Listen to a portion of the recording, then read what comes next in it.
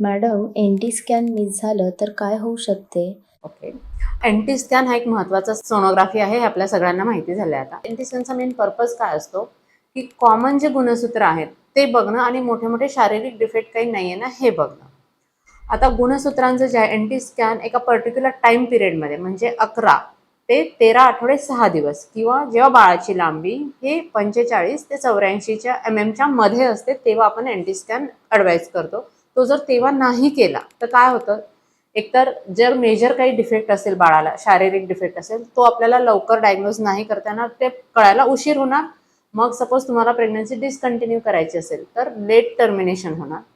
दुसरी गोष्ट, डाऊन सिंड्रोमचा जो एक महत्त्वाचा सिंड्रोम आपल्याला सोनोग्राफीवर किंवा डबल मार्करच्या ह्याच्याद्वारे पकडायचा असतो, ते आपण 13 आठवड्याच्या पुढे करणं खूप अवघड आहे. कारण जी टेस्ट कमी पैशामध्ये एन-टी स्कॅनच्या वेळेस होऊ शकते, तेच सिंड्रोम आपल्याला डिटेक्ट करायला NIPT थोडीशी महाग टेस्ट आपल्याला करायला लागू शकते. कधी कधी जसे जसे दिवस वाढतात तसे तसे NIPTचा रिझल्ट येत नाही, त्यामुळे आपल्याला डाऊन सिंड्रोम पकडण्याचा एक चान्स आपला जाऊ शकतो. किंवा बऱ्याच वेळा असं होतं की आपला सपोज एन-टी स्कॅन नाही झाला, मग आपण काय करतो की एनॉमली स्कॅनमध्ये बघूया. पण एनॉमली स्कॅनमध्ये एकही कोणताही मार्कर न दिसता सगळं बाळ अगदी नॉर्मल असेल शारीरिकरित्या, तरी सुद्धा महिलेला डाऊन सिंड्रोम होण्याची शक्यता अगदी असते.